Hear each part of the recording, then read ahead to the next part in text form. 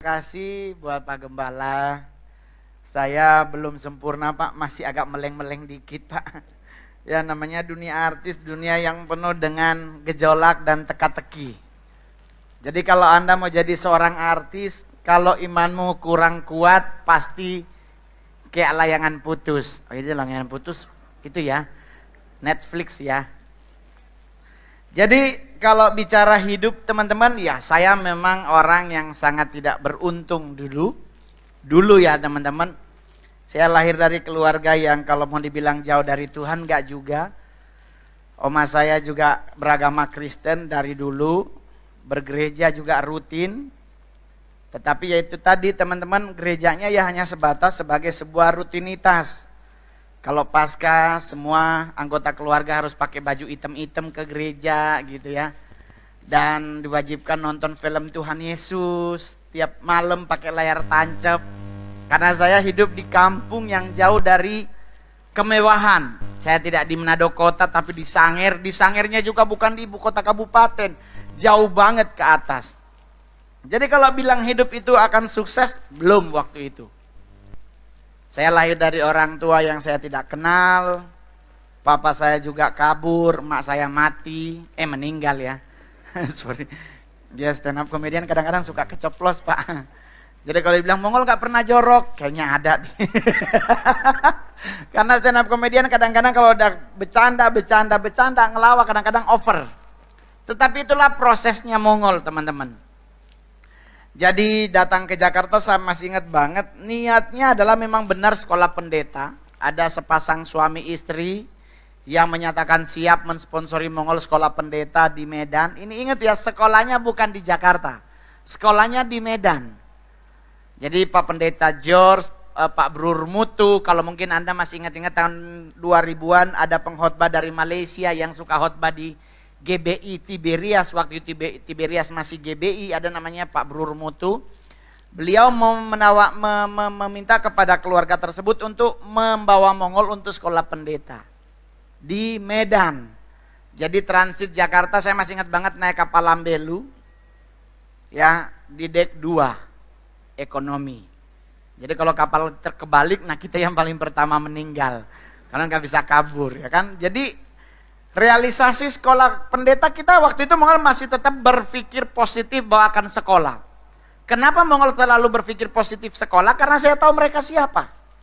Mereka punya uang banyak, mereka juga lumayan famous di daerah, terkenal banget di daerah. Jadi everything Mongol masih tetap positive thinking bahwa Mongol mau sekolah. Tahu-tahu 3 bulan gak ada kabar.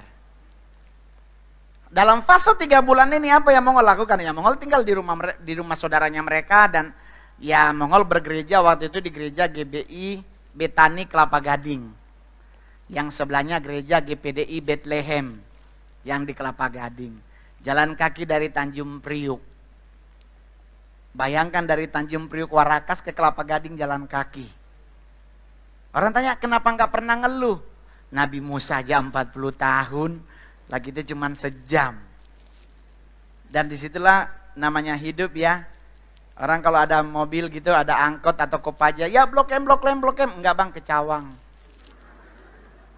Cawang, enggak bang, blok M. Padahal lagi jalan kaki, malu tuh ketahuan jalan kaki. Pura-pura aja lagi, kalau ada mobil berhenti. Cawang bang, enggak, blok M bang. Oh ya. Masih belakang bang. Oke, kita jalan lagi. Ada lagi, blok M, enggak bang, Cawang.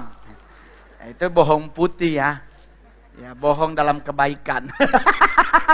Jadi saya boleh jujur, fase itu saya lewati dengan indah. Orang tanya kenapa nggak naik angkot? Duitnya mana? Saya dari Manado, jujur aja pamit kepada keluarga, nggak ada yang ngasih duit. Pamit kepada gereja, saya dikasih apa? Doa. Itulah saya pernah ngomong di Densu kan, di podcast Densu. Saya butuh duit 300.000 buat bayar kos, datang ke gereja, gembalanya ngajak mari kita berdoa. Amin. Gembalanya bilang pokoknya tetap Pak Mongol harus ingat, mujizat itu nyata. 3 kalimat utama yang disampaikan. Dan kalimat terakhir jangan lupa kita akan bertemu lagi hari Minggu ya Pak Mongol ya.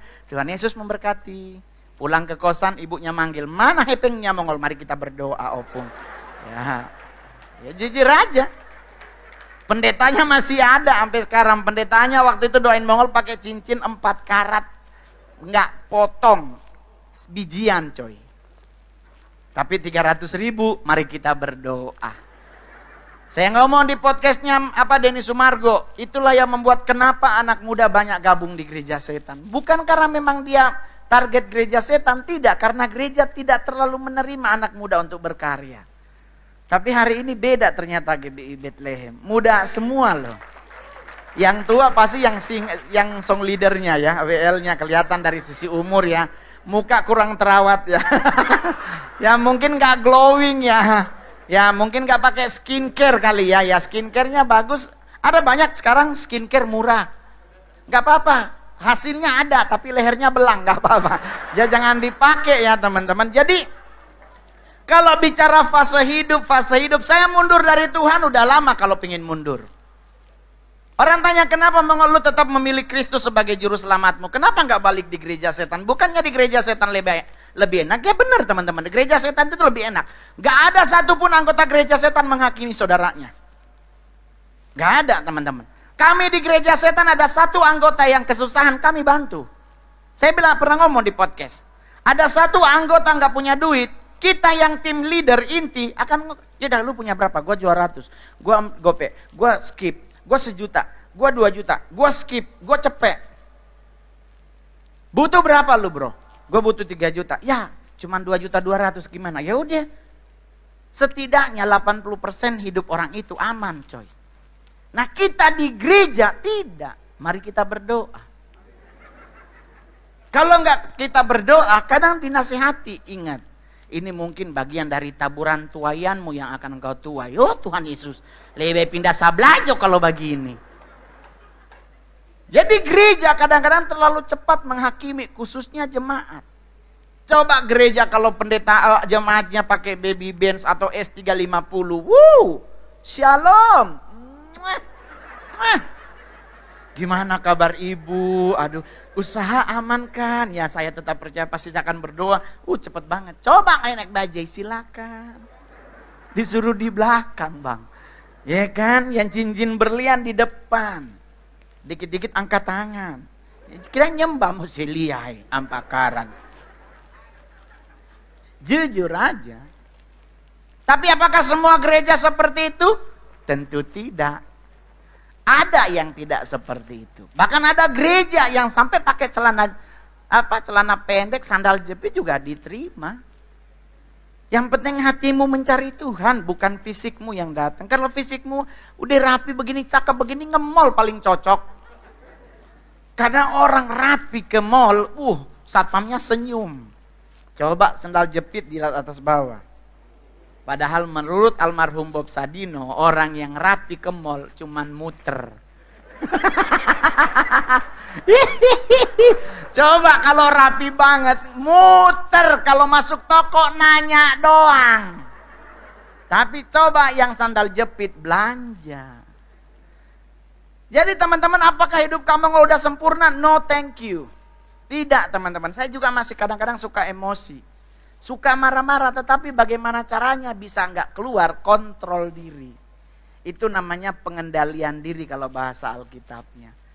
Berarti Mongol nggak pernah marah ya? Bukan nggak pernah, takut gua bibirnya bengkok. Karena udah 44 sayang.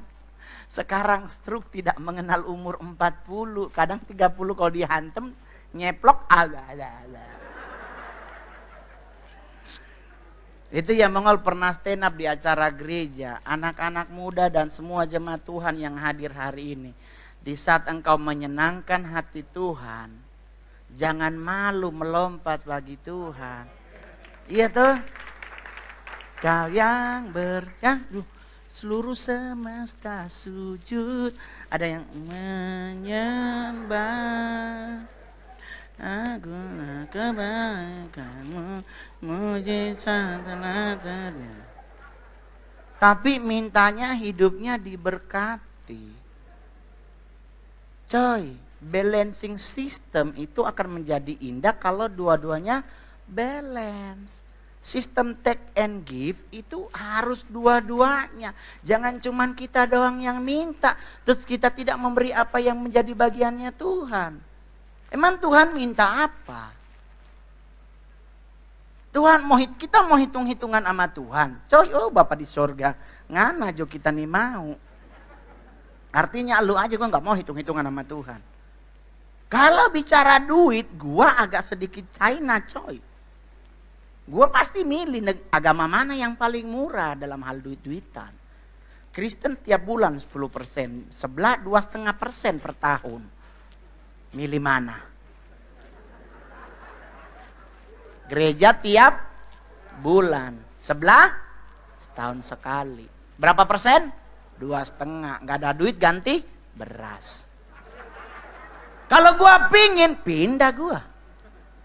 Tapi kan bukan seperti itu konsepnya.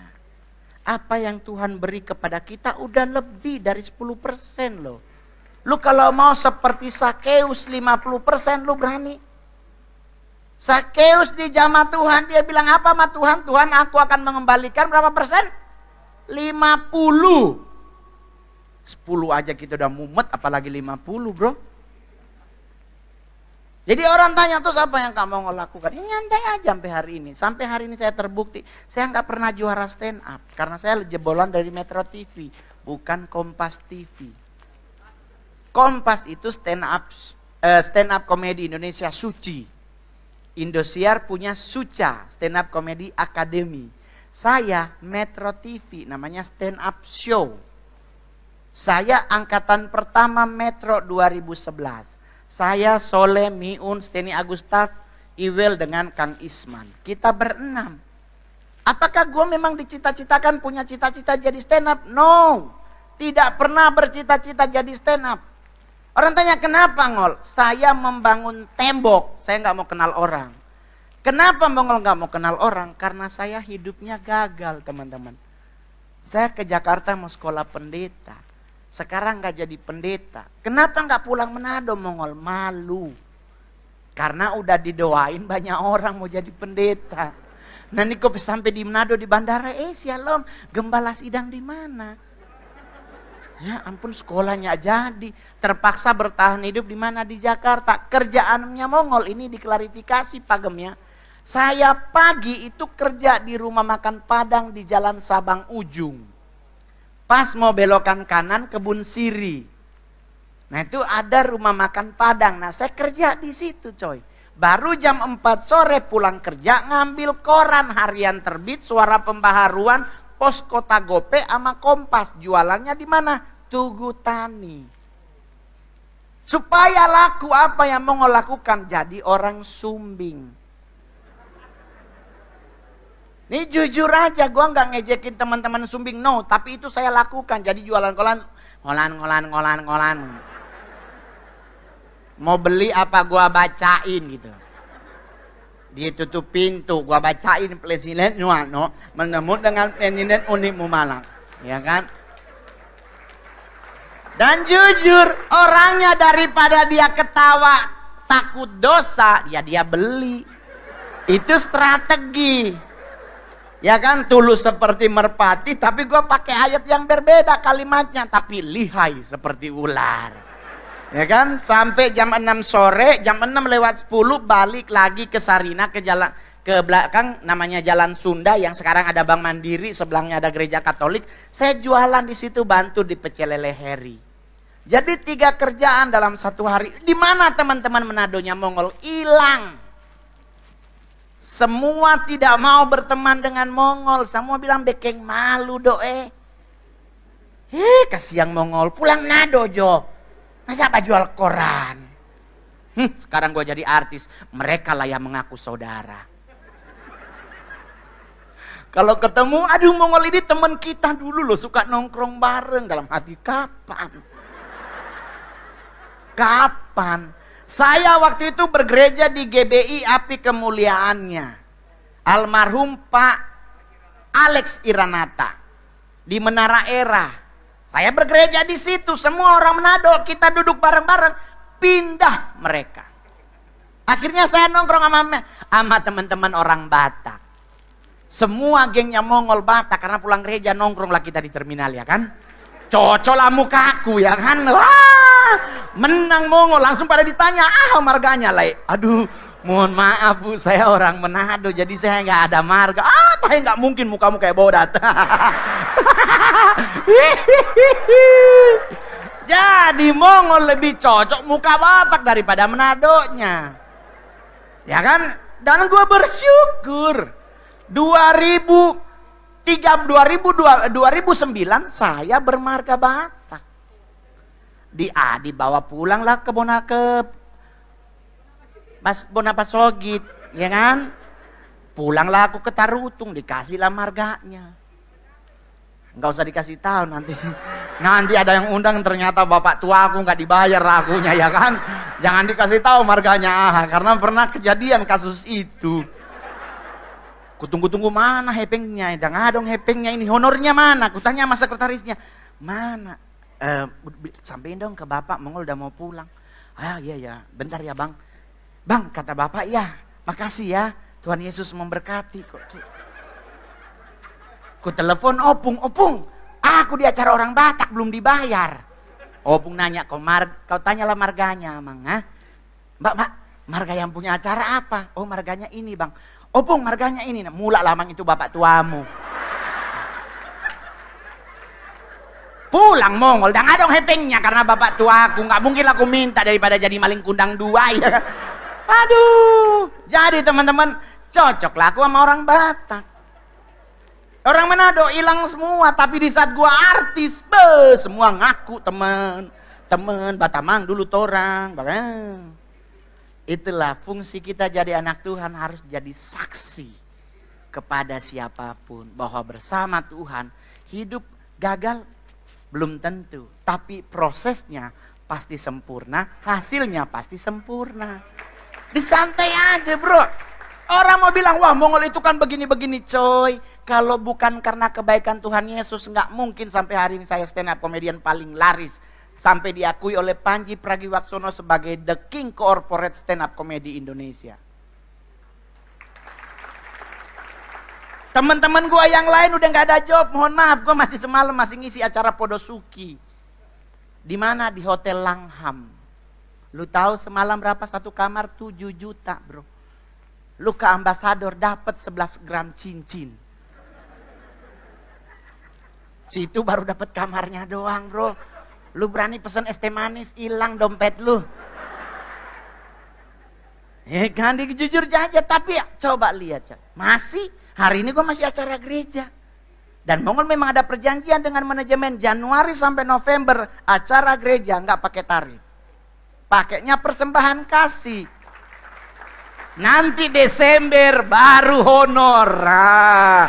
25 juta sayang itu stand up hanya 15 menit.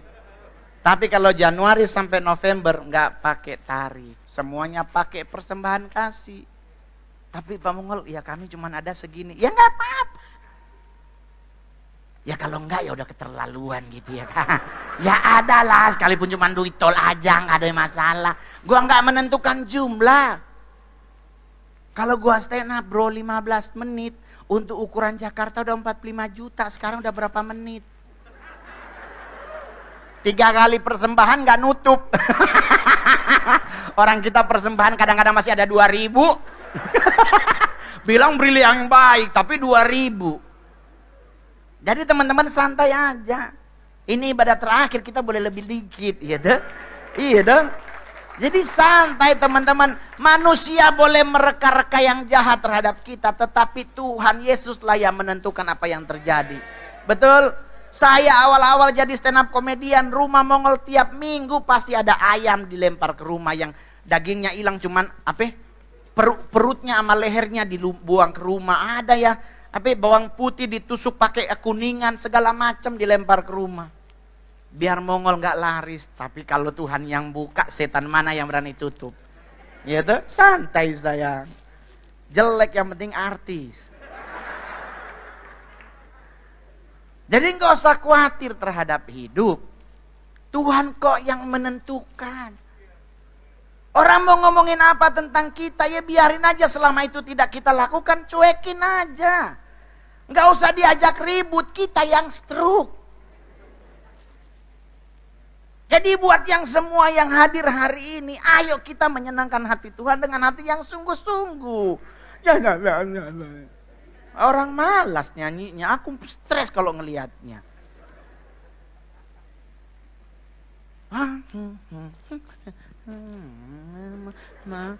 Orang Manado bilang sama dengan ayam tatelang goro. Kayak ayam ketelan karet. Ayolah, di saat engkau sedang sehat, beri yang terbaik buat Tuhan. Karena kalau engkau memberi yang terbaik buat Tuhan, penyakitnya akan pernah bercokol dalam dirimu. Jangan nanti udah stroke baru lu menyenangkan hati Tuhan. Jelek. Saya dulu pernah sebelah nama orang stroke, gak bisa nyanyi, gue mau ketawa, dosa. Harusnya cuman sebab Tuhan baik. Giliran sehat gak mau menyenangkan hati Tuhan. Jadi teman-teman, kalau mau menyenangkan hati Tuhan di saat engkau sehat, suara lu suara fals, santai aja bro. So coba cek di tempat karaoke yang paling banyak nyanyi, yang suaranya ala kadarnya. Temen Mongol kalau karaokean berlima, yang satu ya ampun Bapak di sorga, jauh banget dari nada dasar. Tapi dia borong lagu sekali nyanyi 3. Kita gue yang bayar, kenapa sih itu yang ribet nyanyi? Kalau kita marahin, sombong anak Mongol. Oh ya udahlah, terusin aja lah ya. Tuhan Yesus memberkati, gue pindah ruangan. Orang ini sombong banget. Enggak, soalnya jelek sama jelek ngumpul kan. Enggak ada hadirat Tuhan. Aduh, Mongol jangan karaokean. Itu bagian dari penyesatan. Kenapa kok nggak boleh karaoke? Di situnya ada lagu rohani. Ya udah, kalau punya duit bangun karaoke rohani. Masukin Hillsong gitu ya kan. Opa Awondatu lagunya. Masukin lah, bikin. Modal bikin karaoke katanya kan cuma 300 juta. Ke Mongol kenapa lu nggak bikin? Mau ngapain, orang suara gua ala kadarnya. Jadi teman-teman, sampai hari ini saya masih bertahan sebagai anak Tuhan. Bertahan teman-teman. Orang tanya, apa solusinya Mongol bertahan? Ya berpegang teguh sama Tuhan. Itu doang. Baru yang kedua, ingat, selama masih ada orang tua, denger-dengeran. Saya nggak punya mama teman-teman. Gua anak yatim piatu dari kecil. Saking nggak dianggap gua bagian dari keluarga, gua nggak dapat marga. Surat baptisnya Mongol ada di IG-nya Mongol. Nama cuman Roni. Nggak ada nama lebih, cuman RONY. Orang lain kan ada, kalau Manado kan ada Fam, Lumentut, apa mungkin Paruntu. Gua nggak ada RONY. Berarti gua nggak dianggap dalam keluarga. Tetapi apakah aku harus tidak sukses dalam hidup? Tidak teman-teman. Gua harus sukses. Dan itu membuat mereka yang dulunya nganggap gua nggak akan sukses, mereka kaget. Kenapa dia bisa boleh jadi artis? Kenapa orang jelek bisa jadi artis? Tuhan Yesus yang buat Mongol jadi artis. Amin. Santai, coba Anda nonton stand up komedian Mongol dari awal 2011. Saya nggak pernah malu di TV lagi stand up. Saya bilang saya beragama Kristen, juru selamatku namanya Yesus Kristus. Enggak? Apakah itu di mute sama TV? Enggak, ini kan imanku. Kan gua nggak maksain lo ikut. Ini prinsip hidup. Di saat Mongol gabung di gereja setan juga sama. Gereja setan lebih enak sejujurnya daripada gereja Tuhan. Unity-nya lebih terlihat. Takut sama setan? Enggak, orang mereka tiap hari ketemu. Ya gereja setan kalau ritual kan pasti manggil. The Nine Lord pasti ada salah satunya. Siapa? Belial, Astaroth. Siapa lagi? Baal Zebub, Baal, Lucifer, Satan sebagai Lord of all. Asmodai, Asmodeus, ada. Baal Berit ada sebagai Lord of Knowledge. Ada semuanya. Salah satu pasti akan hadir. Terus gimana manggilin mereka kalau mereka? Ya nggak ada, nggak ada. Cuma dipanggil kam, udah muncul. Nggak ribet, nggak ada persembahan, nggak ada khotbah. Di gereja setan ibadahnya nggak ada khotbah, teman-teman. Langsung ada bilang, kalau begitu kita nggak ada khotbah ya Kak Mongol. Mata lu. Imanmu bertumbuh dari mendengarkan firman Tuhan. Nah kalau lu nggak pernah dengar firman Tuhan, bagaimana imanmu bertumbuh? Jadi gereja wajib ada khotbah. Tetapi ingat, saya selalu bilang dalam setiap kali pelayanan, ibadah pertama, minggu pertama, dan minggu terakhir harus gembala sidang yang memimpin, tidak pendeta tamu. Pendeta tamu hanya boleh ada di ibadah minggu kedua dan minggu ketiga. Kenapa? Conclusionnya harus ada di gembala, teman-teman. Karena setiap hamba Tuhan yang diundang belum tentu sama konsep firmannya. Otomatis kalau mereka berbeda, gembala sidang gerejamu lah yang menutup khotbah tersebut. Yang kedua, saya selalu menolak doa berkat. Pak Mongol tolong pimpin doa berkat dalam ibadah. Enggak boleh. Otoritas berkat ada di gembala sidang, bukan di pendeta tamu. Di gereja setan itu berlaku, teman-teman. Sekalipun gua sebagai leadership komite general nomor 2 di Asia, gua nggak boleh pimpin doa berkat. Yang boleh hanya Michael. Karena otoritas itu nggak di gue. Nah gereja juga harusnya begitu. Jangan ibadah per minggu pertama, bulan pertama, bulan Februari. Minggu pertama jangan pendeta tamu, pendeta gembala. Karena dia yang memulai, nanti dia yang mengakhiri. Kayak lagu dangdut lah ya. Kau yang memulai, kau yang mengakhiri. Yang kedua, di gereja setan apa yang paling pertama ditekankan? Dalam setiap kali ritual, pujian penyembahan gak boleh ada yang main-main. Itu di satanik, teman-teman. Kenapa? Karena satanik tahu dalam pujian penyembahan itu have a power. Nah kita di gereja Tuhan juga kalau boleh jangan main-main. Sudah jauh balas WA segala macam. Lagi sementara ibadah, pasang status Instagram, fotoin gue dari belakang. Kamu udah nyampe gereja. Sementara nyanyi. Ku sembah. Dia lagi. Mana sih Kak Mongol belum datang-datang. Lu mau ibadah mau nyari Tuhan apa mau nyari Mongol? Stop main-main dengan handphone. Kalau lu mau main handphone jangan pasang status. Cuman 2 menit. Mending main Mobile Legend. Kalau cakep bisa setengah jam gak mati-mati.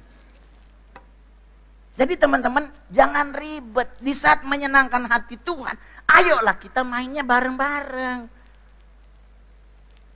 Nyanyi bareng-bareng dengan hati yang sungguh-sungguh. Karena kan Yohanes 4 ayat 23 kalau nggak salah kita berkata, Bapa mencari penyembah-penyembah yang benar, yang menyembah dalam roh dan lah kita lah teman-teman. Kenapa beliau mencari penyembah? Karena Lucifer and the gang udah diusir. Surga butuh orang yang menyembah Tuhan. Nah kita lah yang ngegantiin Lucifer. Jadi kalau Lucifer nanti muncul, bilangin coy, lu udah 5 bulan gak masuk sekolah, udah coret, lu udah DO. Gue kalau ketemu Lucifer sampai sekarang mah gue santai. Orang bilang, kamu nggak pernah ketemu setan lagi nggak? Ya ampun, gue paling takut bukan setan, gue lebih takut setan manusia bro. Apalagi kalau dia mulutnya bocor, bapak di sorga. Ngana tahu Mongol kalamaring dia dapat. Aduh begini. Yang tiada menjadi ada. Itu buat ibu-ibu, apalagi ibu-ibu ya. Tapi tidak semua ibu-ibu di sini enggak kan? Karena semua masih muda ya. Jadi santai aja coy. Baru di gereja setan ada santap kasih bersama. Kan pembacaan pujian penyembahan, baru pembacaan firman. Baru yang ketiga perjamuan kudus, baru yang keempat santap kasih. Apakah gereja setan menyembah Lucifer? Tidak teman-teman. Gereja setan tidak pernah menyembah Lucifer. Sampai hari ini penyesatan tidak pernah menyembah Lucifer. Karena buat penyesatan Lucifer bukan titik sentral. Lucifer dalam dunia satanik hanya sebagai Lord of Lust. Posisinya dia ada di timur. Leviathan adanya di selatan, Asmodeus adanya di utara, Belial adanya di barat. Titik tengah itu adanya namanya Satan. Jadi dalam dunia penyesatan, Satanlah yang menjadi tertinggi. Oh jadi gereja setan Lucifer dengan Setan berbeda-beda teman-teman. Tetapi apakah gereja Tuhan juga harus memiliki konsep yang sama bahwa mereka berdua berbeda? Boleh. Tetapi nggak usah ribet. Yang penting satu hal yang kita harus pegang, mereka adalah musuh Allah. Selesai. Ngapain lu mau belajar tentang setan? Tapi kan kamu ngol suka syuting YTT. Kan ada ritual. Nah lu pernah lihat gua ritual nggak? Nggak pernah. Gua nggak mau ikut. Mau ngapain? Gua hidup sama lilin. Orang gua di rumah udah ada listrik. Ikan ngapain sama lilin? Udah tinggal celak udah nyala. Yang penting lu bayar listrik. Hidup simple jadi mumet cuman gara-gara masalah sepele. Tetapi apakah di YTT itu settingan kamu ngol? Nggak ada settingan teman-teman. Gua nggak mau syuting udah pakai sepatu Gucci 40 juta terus di setting teman bayaran 3,5 juta. Nggak matching sama sepatu. Nggak ada settingan. Semua terjadi nggak pernah direncanain. Orang tanya, terus kenapa kamu ngol bawa tongkat? Ya emang Tuhan suruh kan bawalah tongkatmu. Ya gua tongkat jadi kalau ada macam-macam gua sabet. Gua sabet beneran, gua nggak takut. Jadi buat teman-teman semuanya, hidup ini indah. Tinggal kitanya yang mau memilih indah atau tidak. Tapi kamu ngol mah enak, udah kaya. Teman-teman, saya datang ke Jakarta nggak kaya, teman-teman. Saya datang ke Jakarta gembel. Tuhan marah bohong, duit gue cuma 300 perak, teman-teman. Nih ada Mongol nih, ada Stephen di rumah tinggal bareng. Mereka udah pernah lihat duit koin 300 perak. Bukan 300.000, 300 perak. Bagaimana caranya gue bisa ke gereja persembahan? Orang yang punya rumah nyuruh Mongol ke pasar. Dia tulis beli tomat 5.000 sekilo, gue tawar 4.000, gue dapat 1.000. Duit itulah yang Mongol kumpul untuk persembahan.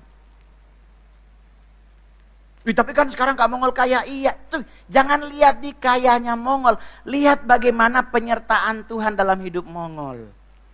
Dan hal yang sama akan Anda alami jika engkau tidak meninggalkan Tuhanmu. Teman-teman, saya tidur di emperan di Sarina, satpamnya masih banyak yang kenal Mongol. Dulu kalau Anda suka ke Sarina, di ujung sebelah sini, itu ada ATM di situ. Nah, Mongol tidurnya di sebelah ATM itu. Karena ada AC-nya di ATM, kan hawanya keluar. Jam 5 pagi, bukan doa pagi, emang ditendang satpam mau ngepel. Jadi dungkrongnya di halte. Habis itu naik 77, kemanapun dia melangkah, ya di situ gua ikut. Karena nggak ada rumah, mau tinggal di mana? Orang kita kerja juga belum gajian. Luntang lantung dulu ke tempat saudara. Iya, saya ke tempat saudara di Cilandak. Jenderal, sepupunya mama kandung Mongol, semarga sama mama. Dimintain bantuan 300.000, jenderalnya bilang begini, laginya ada doi. Bayangkan jenderalnya ada doi, kok apa kabarnya tuh kompol. 300.000 doang gua pinjem buat bayar kosan. Nggak ada duit. Ya udah, mau berharap sama siapa? Sekarang giliran gua dari artis. Beliaulah yang paling pertama, kalau ngana ke istana, teleponnya biar nanti om dampingi. Nanti kalau ke istana, iya ini keponakan saya Pak Presiden. Memang bakat lawaknya tuh dari kecil udah kelihatan. Dalam hati, kapan lu ngelihat gua kecil? Kapan? Gak pernah muncul. Tapi saya bisa membuat mereka terkagum-kagum. Wow, luar biasa ini anak. Diakui stand up komedian paling berani nomor 2 di dunia. Hanya Mongol, teman-teman. Keberanian Mongol stand up kenapa diakui sebagai paling berani? Karena satu-satunya stand up komedi Indonesia yang pernah stand up di acara orang meninggal. Orang mati di rumah duka Gatot Subroto datang melayat. Yang meninggal juga orang Manado. Karena sudah tahu orang Manado orang meninggal, disitulah kor nangis. Ketahuan basnya di mana, udah 4 hari dia nangis, pasti suaranya beda. Itu habis suaranya. Kita datang melayat, Ibu Maya Rumantir di depan. Ibu Maya Rumantir masih ngomong sama istrinya, turut berduka cita, Ibu begini. Mongol di samping sini, karena abis beliau Mongol. Masih ngomong, tahu ada orang endut gitu. Dia kabur dengan dia menggambar. Kita akan dengarkan stand up komedi dari Mongol. Oh Tuhan, orang mati. Mongol tanya, stand up. Orang mati. Dia orang mati disuruh stand up, bro. Gua pucat, gua langsung lihat orangnya. Oh Tuhan. Dia orang mati, orang lagi nangis disuruh ketawa. Mongol kan gue jujur aja nih materi beneran. Jadi gimana ini? Tahu-tahu anaknya ngomong begini. Tolong hibur ya Kak Mongol. Kasihan mama udah 2 hari ini pingsan terus. Kayak belum siap ditinggal papa. Yang istrinya yang meninggal ngomong, tolong hibur ya nanti oma transfer. Coy, gua dulu gembel sayang. Pas denger kata transfer, gua nggak tahu bagaimana, tahu-tahu udah di tengah. Stand up gua, serius. Ada videonya karena kejadiannya di Rumah Duka Gatot Subroto yang sekarang jadi Rumah Duka Sentosa. Selesai stand up, Mongol bilang datang ke keluarganya, mohon maaf ya kalau kurang lucu. Istrinya ngomong begini, aduh lucu banget kamu Mongol. Bikin oma dari tadi gak berhenti ketawa loh. Mudah-mudahan apa yang oma kasih cukup ya. Hah? Maksudnya? Udah oma transfer. Ini buktinya. Dikasih lihat, 40 juta. Gua langsung ngomong, jangankan di sini, kubur juga gua ikut. Kagak bohong. Mongol ikut ke kuburannya di Karawang namanya San Diego ya. Mongol ikut bahkan saking 40 juta gua duduk di ambulans. Tuhan marah bohong, gua duduk di ambulans. Pas masuk San Diego kan ada port, ada itunya. Mereka langsung pada hati-hatian. Oh ternyata papanya Bang Mongol yang meninggal. Jadi semua orang yang di San Diego pas mobil kita berhenti datang karyawannya, Bang turut berduka cita atas meninggal ayahnya ya. Gue bilang bukan bapak gue. Tapi Bang di mana-mana Bang anaknya yang di ambulans. Lah ini karena Abang di ambulans. Gue bilang enggak, 40 juta yang bikin gue duduk di sini. Jadi teman-teman, hidup itu kita buat indah, jangan dibuat mumet. Jangan dibuat stres. Setan boleh sebesar apapun, tetapi Yesus Kristus yang kita sembah lebih besar daripada dia. Hidup berat, pasti berat, tapi Tuhan menjanjikan apa? Dia memberi penolong buat kita yang namanya Roh Kudus. Jadi jalani hidup aja bro. Tapi kan kamu kalau gua jomblo, udah 4 tahun gua gak punya pacar. Coy, buat teman-teman laki yang hari ini yang belum punya pasangan hidup, apa yang harus Anda lakukan? Tidur. Lah kenapa kamu mau tidur? Lah Hawa diciptakan oleh Tuhan di saat Adam sedang tidur. Jadi tidurlah engkau. Kenapa bisa begitu ya? Mazmur 127 ayat 2, sia-sialah engkau bangun pagi-pagi sampai jauh-jauh malam, karena aku yang memberkati orang yang aku cintai di saat ia sedang tidur. Ribet amat nih hidup. Jadi gak usah mumet bro. Saya gak pernah kepikiran bisa makan siang di Istana Negara. Muka seperti gua ngelewatin istana aja gua udah takut. Lah kan pas pampres AK-47 dari Kokang tuh. Cak. Lalu lewat bro. Bawa kresek hitam. Ya Tuhan Yesus. Lah ini kita ditelepon makan di istana. Gua sampai gak percaya, gua marah-marahin yang telepon. Kenapa gue marah-marah? Karena sebelumnya gue baru telepon, katanya gue dapat menang Lazada 125 juta. Nah ini sekarang orang telepon makan di istana, gue omelin orangnya. Terus orangnya bilang, coba Pak Mongol hubungi aja teman-temannya, ini benar atau tidak. Mongol hubungi teman-teman, bener. Makan siang di Istana Negara.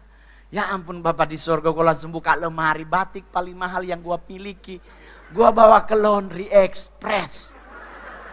Gua bawa ke Seng Esek, ya kan 55 asek gitu kan Seng Esek. Gua bawa ke sono bro sama celana hitam, gua ambil, wah bener-bener licin. Gua bilang sama orangnya, pokoknya harus licin karena gua diundang ke istana. Nyampe rumah besoknya, gua lihat bajunya udah lecet di mana nih lepnya. Lupa sarapannya demi baju. Nyampe di istana, protokolernya semua handphone ditaruh di luar. Dah masuk. Bapak lagi terima tamu, jadi kita nunggu. Nggak lama keluar Pak Presiden, Presiden Republik Indonesia, Insinyur Joko Widodo. Kita siap. Selamat siang Pak. Pak Jokowi negur Mongol. Apa kabarnya Mas Mongol? Aduh, dalam hati sedangkan camat ya gue pingsan. Apalagi Presiden. Ya Allah Bapak di surga, gue gak pernah kepikiran. Otak gue ada mikir gak mungkin berasnya 9.000 per kilo. Gak mungkin di istana ayamnya 3 hari di kulkas. Gak mungkin, pasti ayam baru potong bro. Pasti premium rice. Dah ngobrol-ngobrol, tau-tau bapak bilang ayo kita makan bersama. Udahlah, gue udah merebutan piring sama temen. Biasa ya Manado ya, kelakuan pesta cepat baku rampas tuh rebutan. Tahu-tahu batuk, kita mundur. Yang punya rumah Pak Jokowi, beliau ngambil nasi, kita di belakang jejer. Bapak ngambil nasi setengah centong, kita langsung lihat-lihatan. Yang di belakang nanya ke depan berapa? Setengah centong. Hah? Ambil 3 centong atau 4 centong? Gua lihat lagi. Gua ada pas pampres. Gua udah lihat apa tujuannya di kokang bro. Tinggal dibuka kunci meninggal kita ya kak. Aduh, itu tekanan batin yang paling berat dalam hidup gua. Ya ampun Tuhan, cuma setengah centong. Saya sebagai orang Manado, itu adalah penghinaan buat gua. Masa nasi cuma setengah leper. Oh Tuhan, ini kalau ngambil ayam nasinya nggak bisa ditutup ayamnya.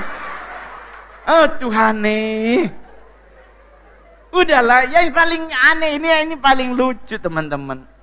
Apa yang diambil Pak Presiden, itu juga yang diambil kami. Jadi Bapak ngambil karedok, kita semua ngambil karedok. Bapak ngambil bakwan jagung, kita ikut ke bakwan. Padahal di situ ada ayam madu. Ayam madu bakar sama ikan bawal yang engkang begini itu loh. Gak ada yang ke situ. Karena Bapak nggak ke situ. Jadi kemana Bapak melangkah, ke situlah kita melangkah. Pas duduk semeja ada pada depan. Ya Allah PA, sama makanannya. Aduh. Udah 6:30. Anda tahu yang paling menyiksa di mana? Makan. Saya sebagai orang Sangir nggak pernah diajarin berapa kali ngunyah. Ya nggak pernah gua denger ngunyah tuh harus berapa puluh kali. Enggak. Buat kami khususnya orang Manado makin cepat makin baik. Bari peluang nambah ada, ya kan? Lah ini udahlah nyendok lah. Jadi Bapak depan kita, kita di sini. Bapak nyendok, masuk mulut, kita nyendok, ikut masuk mulut. Ngunyah dong. Keluarlah Manadonya. 8 kali gigi, talang. Pas mau nyendok lagi, temen nyenggol, Bapak masih ngunyah. Ya Tuhan, itu nasi so maso. Ya ampun Bapak di sorga, itu nasi so mengarah tembolok. Nyanda ada yang tak sisa di gigi. Aduh itu Mongol di, aduh Tuhan bagaimana caranya ini. Oh Tuhan Bapak di sorga, Tuhan tolong. Kau so bingung, udah pucat gue. Udah gak ada nasi bro. Terpaksa pura-pura ngunyah.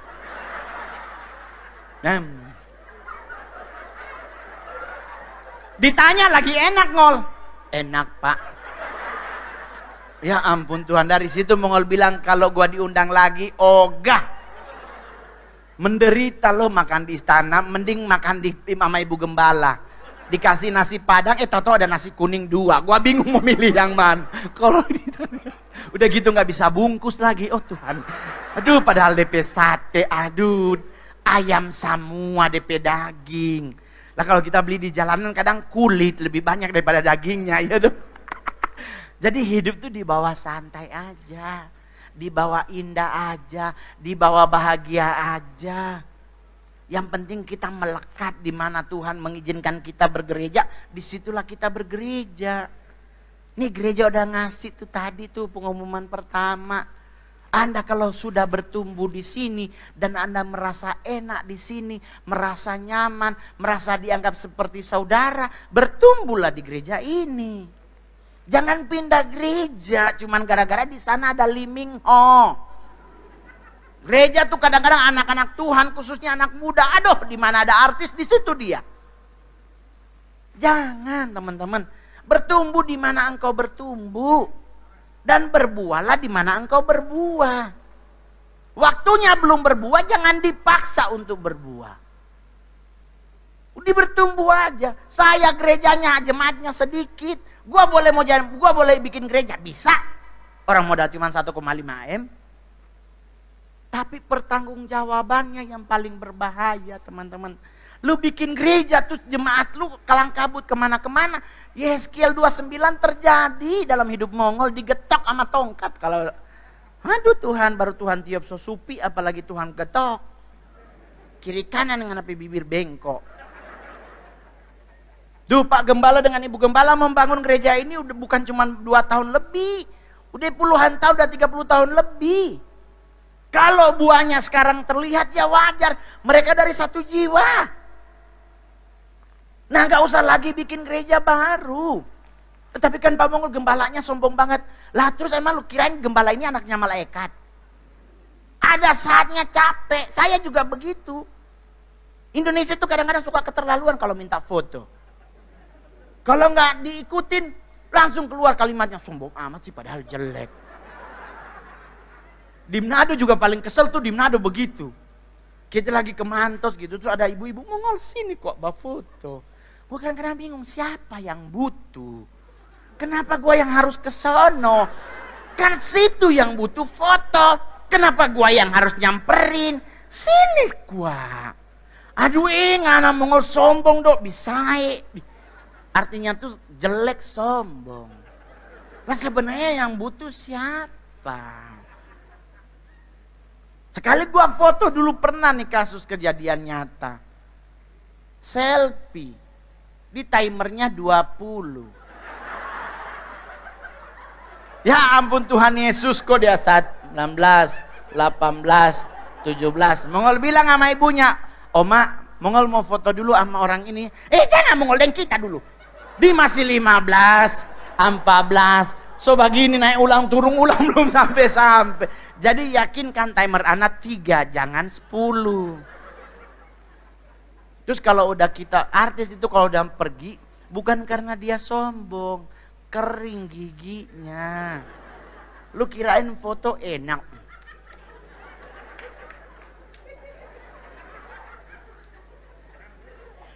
Ya, jadi santai aja.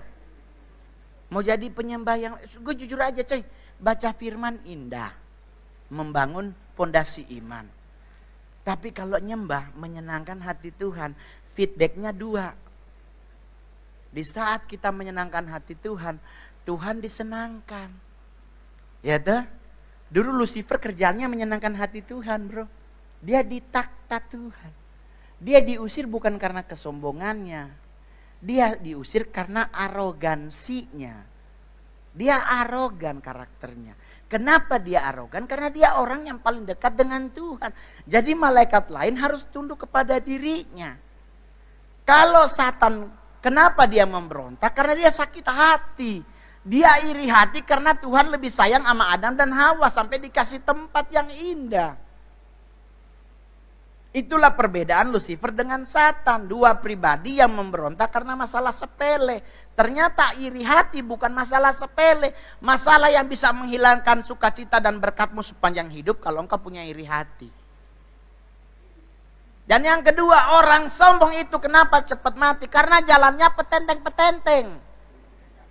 Orang yang rendah hati lama mati.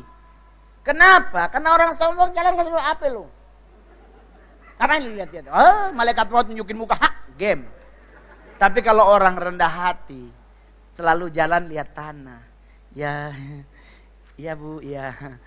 Ini malaikat maut lagi nunggu depan, kan lihat kakinya, ya Tuhan balik ah. Ya. Umur panjang gak jadi mati. Malaikatnya yang bingung kenapa dia gak kesini ya. Tuh, jadi harus rendah hati. Baru yang kedua, kenapa? lu harus budek. Karena orang budek lama mati. Oma Mongol sampai 100 karena dia pongo. Dia budek. Kenapa orang budek lama mati? Dipanggil sebelah aja dia nggak dengar, apalagi sama yang di atas. Gitu. Jadi santai aja. Omanya Mongol namanya Yohana. Mungkin umur 70 udah dipanggil Yohana. Bu Yohana. Bu. Dia nggak dengar, malaikat lapor, bos budak. Oh, umur panjang ini oma. Di oma Mongol meninggal, gue boleh jujur tanya, Ngol, waktu stand up di orang mati apa yang lu bawain? Keadaan peti matinya. Karena di saat kita lagi melayat, ada Alkitab di peti mati. Sedangkan hidup aja kayaknya nggak baca, apalagi mati. Ditaruh Alkitab di peti mati, lu kirain dia jam 2 subuh bangun pagi? Nggak mungkin, so mati. Udah gitu, dipakai jas. Dipakai apa? Sarung tangan. Mau sampai ngomong sama istrinya, ini opa meninggal apa pas kibraka? Itu omanya nggak berhenti ketawa. Yang paling lucu lagi apa? Sepatunya nggak dipakai, tapi dipakein kos kaki, sepatunya di samping. Kita nanya, oma kenapa sepatunya nggak pakai? Ya biar opa nggak jalan-jalan. So mati. Bagaimana opa mau jalan-jalan? Ada yang ditaruhin jarum pentul di dalam, biar katanya nggak keluar opanya. Itu so mati. Anda bayangkan hari ketiga dia meninggal, Tuhan datang ke alam maut dan Tuhan bilang ikutlah aku. Dia bingung, ya ampun mana tapi sepatu. Dia ika dia, ya Tuhan so hilang. Ya iya, orang Tuhan so jalan. Jadi mulai besok ada yang meninggal pakai sepatunya. Di Bapa di sorga, sudahlah ya. Kalian udah bahagia, udah seneng, gue yang mumet. Udah jam setengah 7. Ibadah jam 5, harusnya pulang jam 7 ya. Ya, berarti setengah 7 persembahan, doa syafaat jangan lama. Saya suka mengkritisi doa berkat, doa makan, serius loh. Daerah Mongol nih orang Manado, aduh kalau doa makan sampai setengah jam belum amin. Aduh Tuhan. Saya kalau ke Manado, mari kita akan mendengarkan doa makan, waktu dan tempat dipersiap. Aduh, gua langsung bilang, aduh lama pasti. Orang tanya, Mongol apa sih di doa makan yang paling lama kalimat awalnya? Tak putus-putusnya. Itu pasti lama sekali, percaya Pak Mongol. Tak putus-putusnya kebaikanmu dalam hidup kami. Sehingga nyata sampai hari ini kami ada. Sebagaimana kami ada karena Engkau mengasihi kami. Lama sekali Bapa di sorga. Oh Tuhan, bayangkan dari sayur kangkung warna hijau sampai hitam belum amin. Amin Tuhan. Jebakan doa makan kalimat apa? Terima kasih, terima kasih. Belum amin saya. Itu baru kloter 2. Kami juga berdoa buat bangsa dan negara kami. Dari tingkat pusat sampai ke pedesaan. Engkau berkati bangsa kami dalam ekonomi, sosial budaya, pariwisata. Ini doa makan kah doa apa? Jebakan ketiga, oh haleluya, haleluya. Udah amin belum? Kami juga berdoa buat presiden kami, Bapak Insinyur Joko Widodo bersama Ibu, cucu menantu dan anak Engkau berkati. Apa yang mereka kerjakan Engkau buat berhasil Tuhan. Kami juga berdoa buat wakil presiden kami. Aduh Tuhan, kami berdoa buat ketua MPR, ketua DPR, ketua KPK, ketua BPK, ketua PPATK, para menteri. Duh Tuhan, te amin kamari ikang mas baputar. Tuhan Yesus, sudah Jo. Belum, lu enak di lo. Belum enak di situ. Jadi teman-teman ingat baik-baik. Ingat baik-baik. Ingat baik-baik.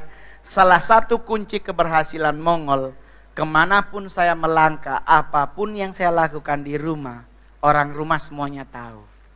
Saya jarang marah, karena saya takut stroke. Saya nggak mau ngomong, nggak mau. Saya selalu menghindari emosi. Apa yang punya Tuhan saya selalu kembalikan setiap saya dapat, tidak setiap bulan.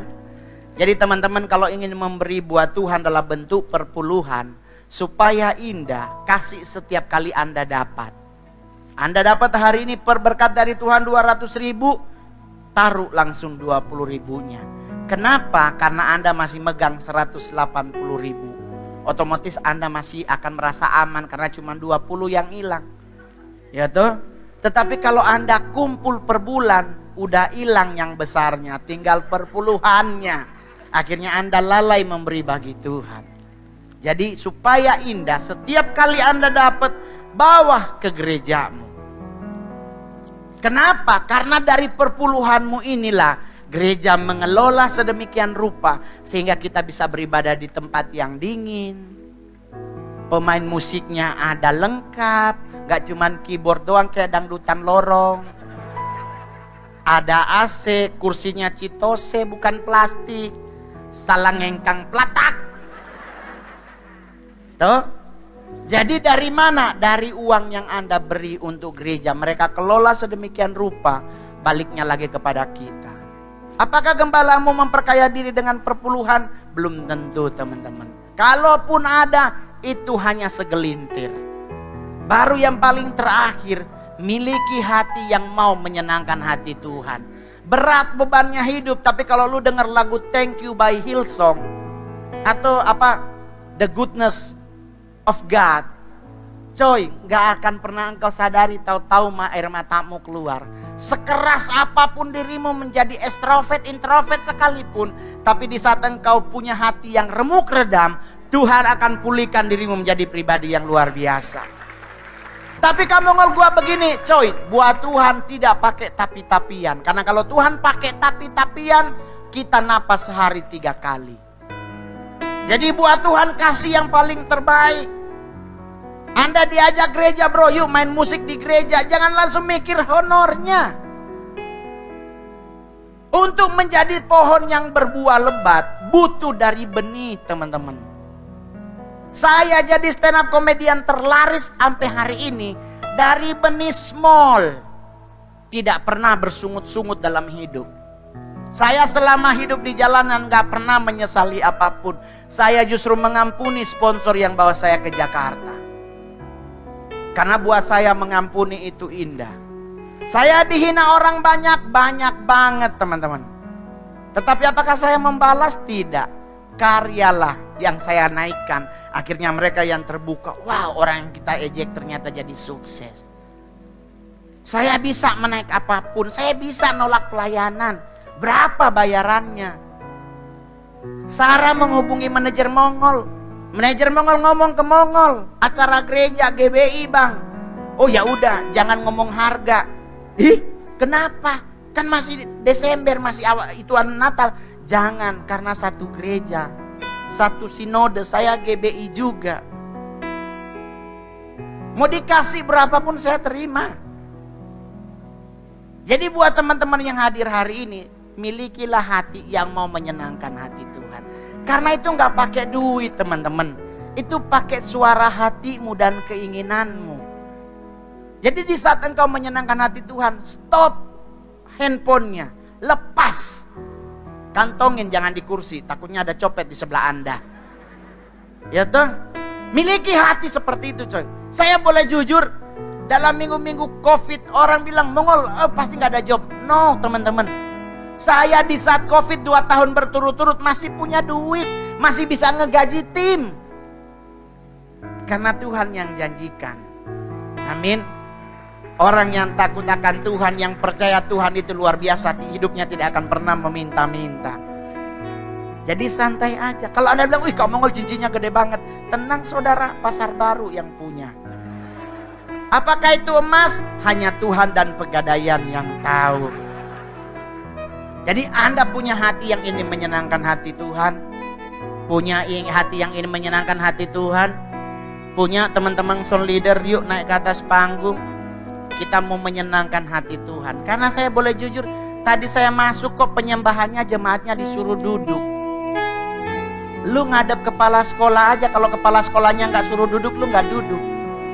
Nah apalagi kita mau menyenangkan hati Tuhan. Raja di atas segala raja, Tuhan di atas segala Tuhan. Tuhan kita itu dahsyat teman-teman. Apa yang perlu kita lakukan di saat kita menyenangkan hati Tuhan? Berdamailah. Minta ampun atas segala kesalahan dan dosa Anda. Percaya pasti Tuhan akan berkati Anda. Amin. Miliki sikap hati itu dan ayo saya undang semua bangkit berdiri. Kita akan menyenangkan hati Tuhan.